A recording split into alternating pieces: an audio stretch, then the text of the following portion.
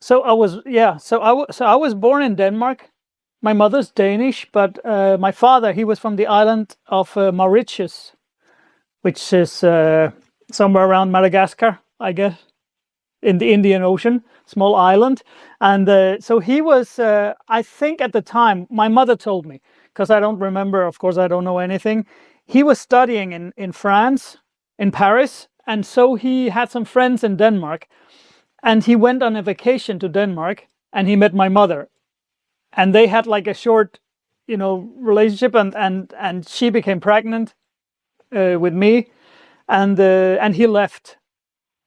From what I have told, he tried to at some point later he tried to get in contact with me, but it somehow it didn't work out between them, and so he left, and I grew up with my mother, basically, her raising me from that age. How was it for you to grow up without a father? Was it a challenge? Well, I guess at that time, because I didn't know better, I didn't know anything else. So I can definitely see, now what the challenges have been, but I didn't know at that time because it was normal to me that there was no father. Um, so to me, I didn't know anything else. I didn't. I never thought about it actually. I think as like as being a child. Did you end up getting in contact with him later on in life? I did briefly when I think I was 18. Um, I spoke to him. I found him and I spoke to him like I had a phone call with him. Um, but because my life was a mess at that time, and I was so in darkness and I couldn't handle, and I spoke to him, and then I think he called me sometime. He called me one time in the middle of the night, and he was just dead drunk. And it was just too much for me to handle because and I understood that, okay, he has alcohol problems. That's at least how I perceived it.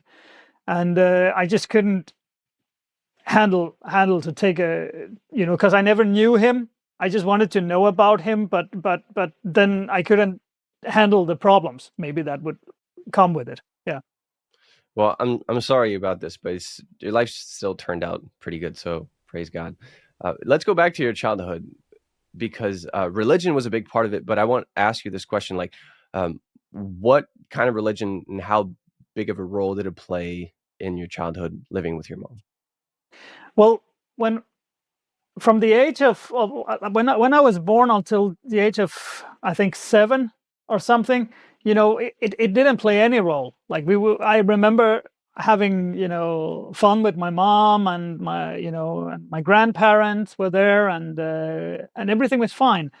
But then what happened was when I became 8 or 9, I think I was 9 at some point.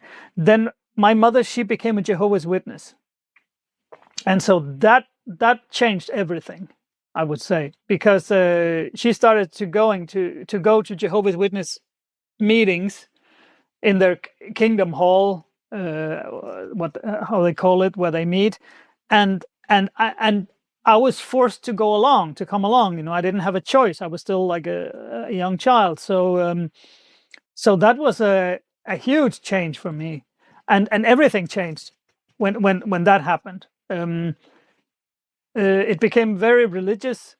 A lot of rules, like you have to follow the rules. A lot of talking about God, of course, but the God that I saw there, and the God that I am, he was not a nice God. He was a God who was, yeah, I was told that he was a loving God, but if you can keep his standards, if you can stick to the rules, and I couldn't. It was hard for me. I was struggling, and I hated going to the meetings. So that changed my life. And also, I remember at a very young age, I was forced to go out on the street, and knock on people's doors, and with adults, and I absolutely hated it. I mean, it was terrifying. And of course, I didn't know anything about God or anything other than what they told me. I didn't have any personal relationship with God. I didn't have any will to seek God or any at that age. I just wanted to play with my friends, and then I wanted to please my mom. So I went along and tried to be good and tried to be a good boy so that my mom would be pleased. But inside it was, I hated it, absolutely hated it. I'm curious because I've seen Jehovah's Witnesses, come to my house and knock, and I wonder, how is it to actually do that? Um, I don't have the experience, but maybe you could talk about yours and how it was to go door to door and talk to people. Oh, it was terrible. It was absolutely. I didn't want to do it, but that was what they did. It was a part of their, that they always quoted this. I think it's Matthew 24:14, that that this gospel will be preached in all of the world, and then the end will come. And they use that, always as saying that this is, so the gospel has to be preached, their gospel, of course, according to them. So that was what they were doing. But I also saw that there was a lot of of earning your salvation, or earning God's favor, because God demanded this of you, that you go out and preach, and you preach his word, or this gospel. It has to be preached, and people have to do it to be pleasing to God. So, but I absolutely hated it. And I was terrified, but I was forced to do it. And then the other part of it was that I saw that it pleased my mom, and that was like so that became my motivation. That even though I hated it, and I was terrified of going out, but I wanted to please my mom, and I saw how other people looked at me, and as a good example, if I just behaved according to their rules and I followed the rules, and I was like a good boy in Jehovah's Witnesses. So I did it just to get people's recognition. I always feel bad for these people knocking on doors. First of all, because I think they get treated horribly from what I hear. And it's also like you're told that you need to do that in order to please God, in order to go to heaven. So they just, I mean, they don't know any better if they're like, whatever, 14, 15, 16, right? And so I feel bad. Yeah. I feel bad for Yeah. these people. So I feel bad that you had to go through that. But moving along, how did that work when it came to your young adult years? Because you were saying you were doing that to please your mom, but there's usually a point that we get to where that starts to fade and we start to become our own person. How did that work with you? Did it shift you away from the beliefs of Jehovah's Witnesses? Absolutely. I would say that. Well, first of all, let me just say that maybe the mistake that I made, if I can say a mistake, was that at 14 I got baptized into the Jehovah's Witnesses, and that was a huge mistake on my part, because for me, again, I did it to please them, to please my mother, and to please the people who were there in Jehovah's Witness. So, but because I saw some other young kids getting baptized, and I saw how people looked up to them. They were saying that, oh, this is such a good example of and this is such a good, that he wants to get baptized, and this is like taking a stand for Jehovah, like they said, and I saw that, and I wanted that recognition. I wanted them to just say that I'm a good boy, that I do well, and I think every young people just want that, to be to know that they are doing well. So I got baptized, but not because I really understood what I was doing, or because I wanted it. I didn't. It was just I wanted to please my mom, and I wanted to please people. So I did it, but I didn't realize how big of a change that would do when I left, because I ended up leaving the year after, actually, when I became 15. But I didn't understand at the time when I took the baptism that once you're baptized, that's it. You're in, and if you ever decide that you don't want to be a part of it anymore, you're shunned. They shun you out. They will they don't want to. No one will talk to you. No one will have anything to do with you. So you're basically left out. And in the Jehovah's Witnesses, they only associate with other Jehovah's Witnesses. It's a very like a closed community in that way. So if you're shunned, you're basically like kicked out by everybody, and they, like a nobody, and the feeling of that is just terrible. And that would not have happened to me if I would not have been baptized that year before. So they would have been fine with you just never accepting and never get baptized, but because you got baptized now, all of a sudden, Absolutely. why does it change so much? Because to them the baptism is the statement that now you are, you belong to Jehovah, and you belong to the Jehovah's Witnesses. You're a part of that, and you can't just leave. I mean, if you do, they will have nothing to do with you. If I had not gotten baptized, it would be fine. Of course, they would have talked to me. They would have called me in and talked to me and said to me that and warned me and said, that this is not right. You're like, be careful what you're doing and stuff like that. But they would not have shunned me. So that was the difference. I guess there's something similar in Islam where if you're not a Muslim, they're fine with you. But if you were a Muslim and you leave, now all of a sudden they really don't like you and they try to ruin your life. So I guess there's an example of that in other religions. What happened with you? Because your mom had to shun you too. Like, well, how did it work? Yeah, well, she did to some extent, but still, of course, because she's my mom. So of course, I was still like talking to her, but the relationship was, never the same. So she would talk to me, but others, Jehovah's Witnesses, they wouldn't. But also, my problem was that I was rebellious.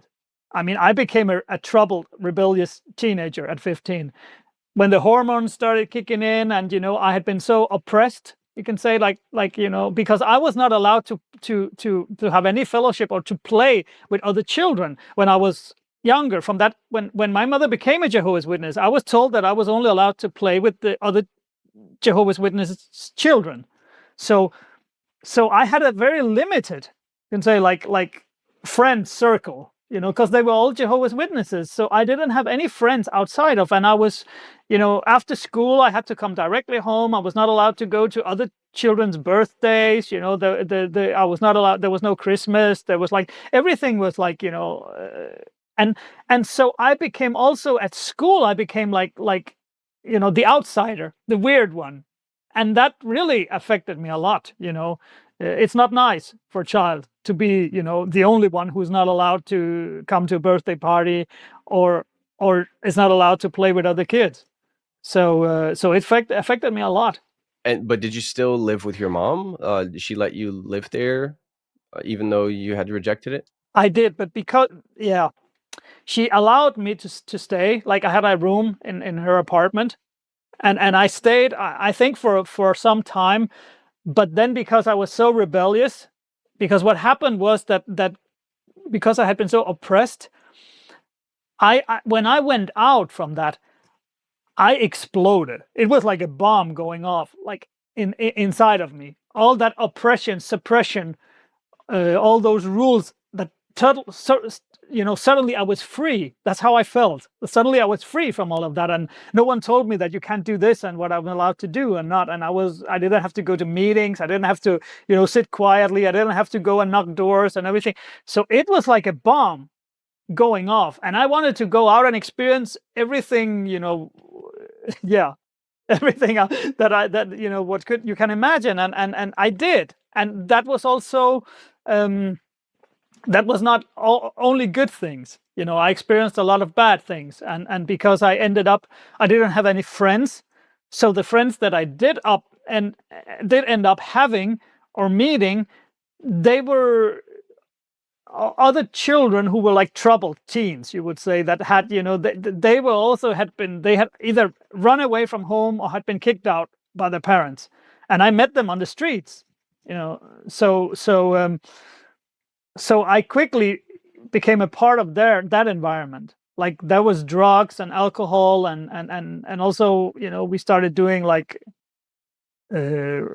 criminal things like breaking into places and stealing things and like that. And that came to me at that age. And so because I didn't want to be with my mom, I didn't want to have anything to do with what she was, you know, into.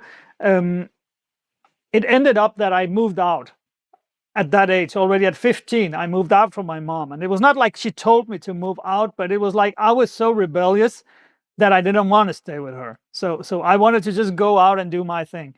And I was filled with anger also.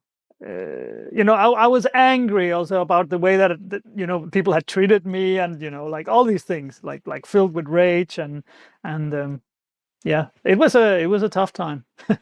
'Cause- So I'm not sure if I understood everything correctly. Did you say that you lived on the street? You were homeless for a time?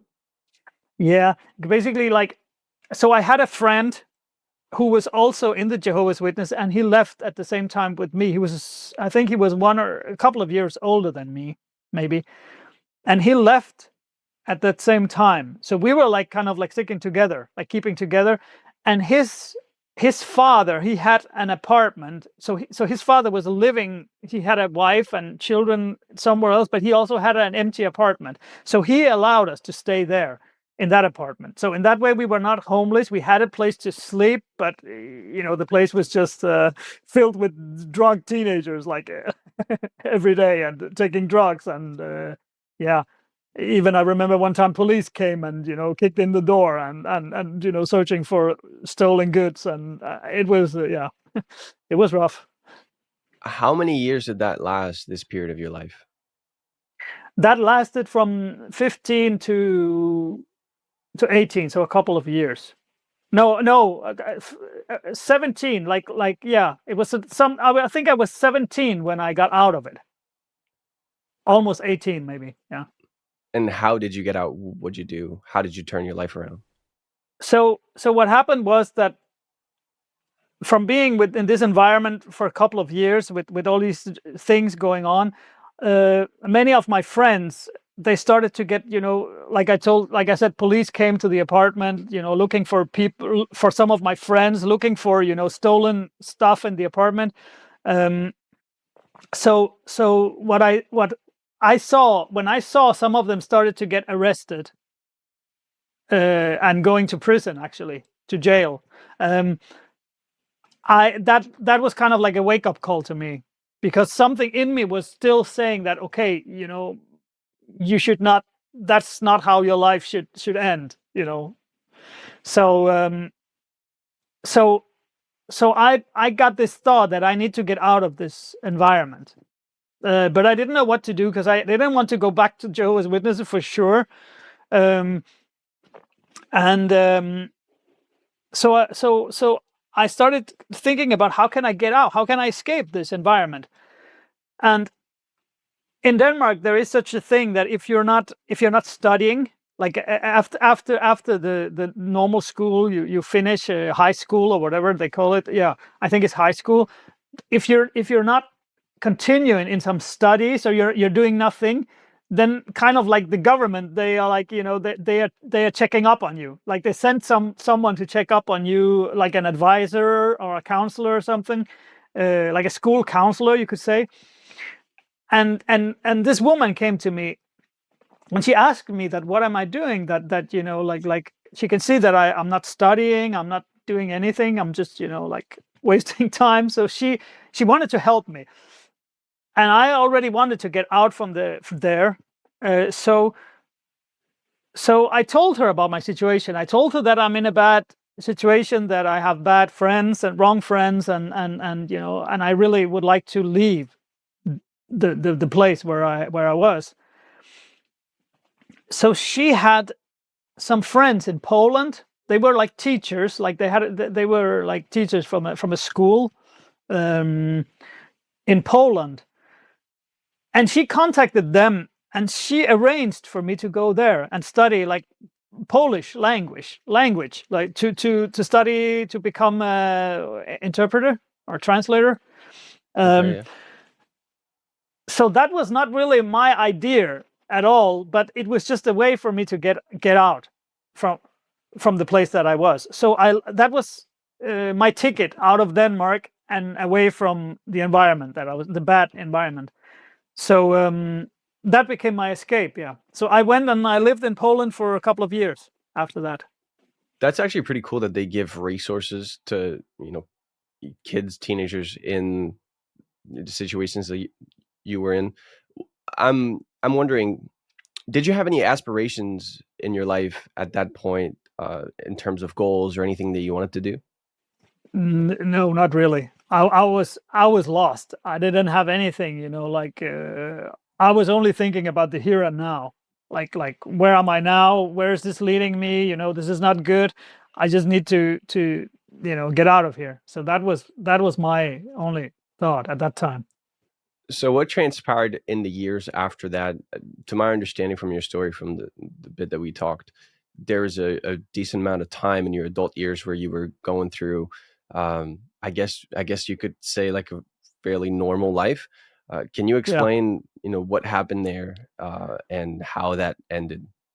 So yes. So what happened was that when I moved to Poland, I met a girl who became my wife. So I thought that okay, now this is going somewhere. I can start to have a normal life. I started to have these ambitions to to get a wife, a family, and normal life, a good job, and when I met my wife, she wanted the same. She wanted to have a good job, and she was like very like into to career, and she wanted to have a good life. So she didn't want to live like a like I used to live. So so so she became like my, in that way, support, in that we so we moved, both of us. We got married, and she moved with me back to Denmark. But so we started basically a whole new life, and we started to we started a family. I have 2 children in Denmark with her, and we started working. We got we got to buy a house. We had everything what you can think. What I thought at that time, that's what life is about. That is what happiness is about. And the goal in life, it's just that you get married, you get kids, you have a good job, you have a house, nice car. And I had all of that between 18 and I think 32, something like that. Those years, I was having a fairly normal life, but still actually not, when I think about it, because what happened was that, because we I always wanted to have a new car. I always wanted to have like the best, or go somewhere on vacation every summer. Like so you need money to do that, right? So I needed to work so much, and I had a loan on the house and everything that needed to be paid every month. So because I had all these loans and expenses, I needed to work a lot. So I ended up having to work 2 jobs, like a day job, and then I was working for a security company during the day. And then at night, I was working as a bouncer in a club in the city. So the people that I was working with, they were like, at that time I was working out a lot, and they were also, we were working out a lot and going to the gym, and many of them were using steroids. And because they were working in the security business and in the clubs, in that whole scene, so they were using steroids, but not only that, also different kind of methamphetamines to be able to go to work through the night without being tired. So, and I knew what that was because I had been, when I was already, when I left at 15, the Jehovah's Witnesses, I started also taking amphetamines and with these friends that I met on the street. So I knew what that was, but now I just had some colleagues I was working with who got it, who could sell it to me. So I started using that. So you can say that I became like a working addict, I think they call it. So on the outside, it looked like everything was fine. I had a job, I had a family and everything. There was nothing on the outside that would indicate that there was a problem. But I was addicted. I became addicted to having these amphetamines to give me energy, to be able to go through the work. So I became addicted already then. So there was a problem.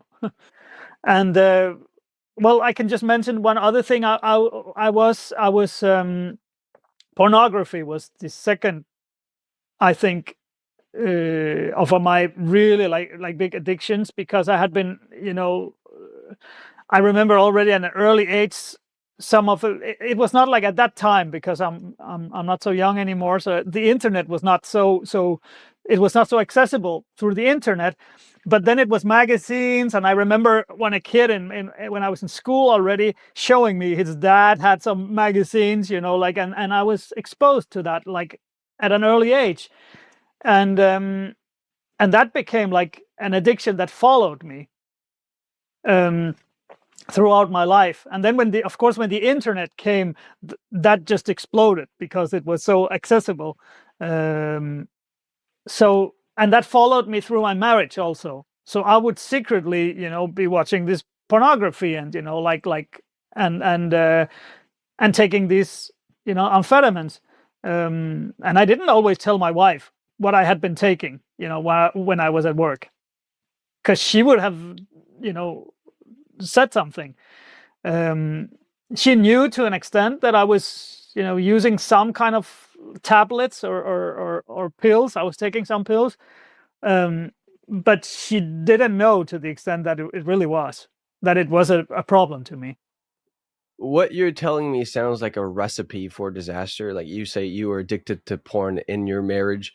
You were working 2 jobs in order to have enough money, but in order to be able to work these 2 jobs, you were compensated with amphetamines. That's not something that you can do forever. And so did it ever come to a point that you just crashed out of it? And that was exactly what happened. And now, fast forward to when I was 32. That happened. One day I was 32. I didn't work those jobs anymore at that time. I was actually working at a hospital, but it was still like a stressful work, like a lot of hours, and I did a lot of overtime also. So one morning, I just, all the time I was taking these things. I never stopped. Even I changed work, I never stopped taking these amphetamines, to give me energy to be able to go through the day.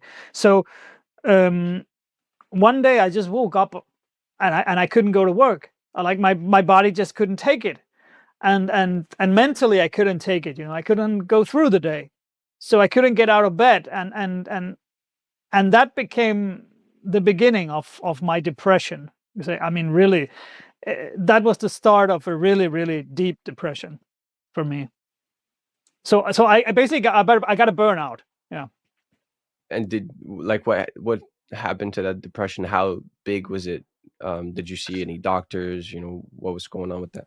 So of course, in the beginning, they gave me like a sick leave because I couldn't, like a normal, so I didn't have to go to work. But that only lasted for a certain amount of time, because there came a time and I still couldn't continue to go to work. I was seeing the doctor. They tried to give me antidepressive medication, but nothing worked. And they changed that many times, to try to give me something different, and nothing worked. It just got worse. So at one point, my boss at my work, he said that we're sorry, but we have to let you go, because we don't see any you getting better or anything. And of course they had to take someone else in to fill my place. So I lost my job, and my family fell apart, and I was so depressed I couldn't be with my children. I didn't have time. I couldn't take care of them. Like they would come to me and they wanted to play, they wanted to do things with me, and I was just so depressed and so tired that I didn't have the strength to do it. So everyone suffered. My wife suffered. Of course, I was not giving her any attention, and that had been going on for years, because I was like a zombie, basically. So everything fell apart. My marriage fell apart, my job, because I couldn't pay the bills, of course. Then we had to sell the house. I had to sell my cars, everything I had been building up in my own strength, my own, small kingdom, in my own strength. It was like it felt like, in a very, very short period of time, like the carpet was just pulled from under me, and everything just came tumbling down. And I ended up from having, you could say, everything what you would think that happiness and life is about, to ending up in a small 2-bedroom apartment with severe depression and social anxiety. That was the second thing that came in, that I started to get afraid of people, to being around people. I couldn't handle even going to the store. I couldn't do normal, I couldn't go out, I couldn't go out to my mailbox outside the door of my apartment to get the mail. My curtains were closed, like, all the time. Dark room. I wouldn't let any light in. I couldn't handle daylight, or I wouldn't answer my phone. I couldn't handle talking to people. If someone would call me, I would just leave it. It was like, I didn't shower, I didn't shave, I didn't anything. I couldn't. It was like, yeah, it was bad. That's so sad. I hate to see families break apart like that. So that's unfortunate. I know that happens. Maybe not exactly the circumstances that you had, but things like that happen a lot, and that makes me very sad. Uh, but how did you get out of that? Because eventually you must have needed to come out. So how did you do that? So once again, because I was living in Denmark, and the social system in Denmark is very good. Like it's one of the best in the world. So the society, the government and everything, they are very much, like, about supporting people and looking after someone, is so in that way they were trying to, all the time get me up. And so after a period of time of being so depressed, I think it was like 2 years. Yeah, from 32 to 34, I was in that state, like, just at home, isolated, in that state. Oh, and I just want to mention, and that was also the state when I became suicidal. I started to have suicidal thoughts, that I might as well just end it, because I didn't see any hope, and and it was so bad. So I was actually on the internet looking how to, reading forums, chat rooms, like how to commit suicide, the easiest way. So it was that bad. And then, of course, the porn addiction was there all the time. I was a slave to that, and it just became deeper and deeper. But then, after 2 years, I remember I went to see my doctor, because I was regularly meeting with my doctor, because he was trying these antidepressive medicines throughout these 2 years, and they would I can't even count how many different, I have brands, and I have tried, but nothing helped. So after 2 years, I spoke with my doctor, and he said to me, I don't know how to help you, but I can only try to help you, as to make your life as easy as possible. So my biggest problem was that I was sleeping all the time. I was sleeping all night, but also all day. So I was only awoke for a few hours, like, every day, and then I was sleeping the rest. I was so tired, exhausted. So he said, that is your main problem, that you can't get out. You cannot get out of bed. So what he came up with, crazy, because he didn't know what to do. So he gave me a receipt. He gave me, like, a prescription for amphetamine. It's called dextroamphetamine in tablets, and I think it's similar to also what they give to ADHD, people, like but when you don't have ADHD, it works as an amphetamine. It gives you energy. It quickens your brain. It wakes it up on your brain, and you get energetic. So I started taking that, and it works just as amphetamine. I mean, the feeling I had was exactly the same as when I had been earlier in my life taking amphetamine. So suddenly I could get up. When I would wake up in the morning, I would take a pill, I would wait 15 minutes for it to work, and then I would jump out of bed and I would be ready. And so it went from one extreme of doing nothing, just sleeping all the time, being depressed, to being over, active and not sleeping at all and not eating. So I also lost a lot of weight, like that. And I was also smoking cigarettes, during that time. And so I was like just smoking from, day and night, and just, being on the internet, watching pornography, and being on the internet, playing games, watching TV, but I was energetic. So, but I became so addicted. Like, again, that was like, it got me out of bed, but I was kept by this medication. So of course, because amphetamines, anybody who knows anything about it will know that your tolerance grows. That it's not like you can keep taking the same dose and it just keeps working. So my body got used to it, of course. So all the time I had to increase the doses and go to my doctor and say that then it's not working anymore.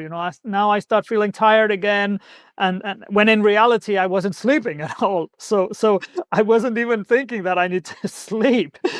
So I was just going for days sometimes, and then I would sleep.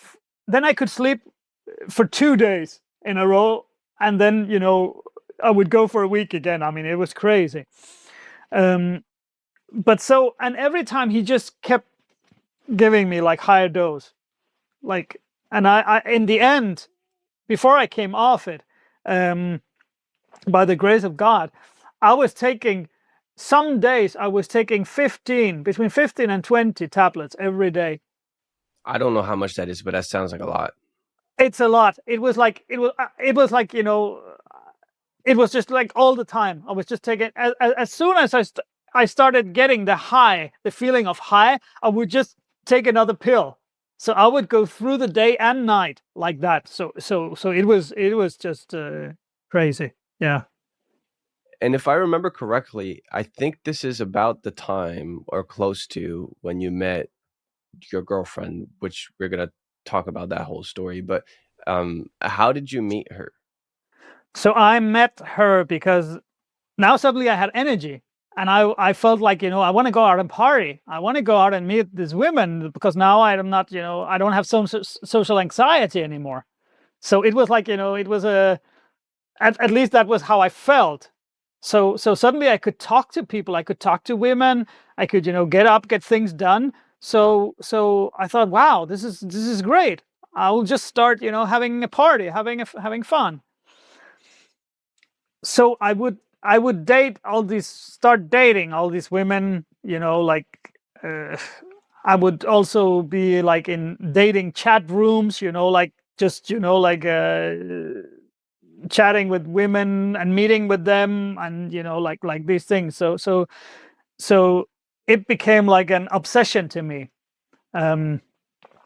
So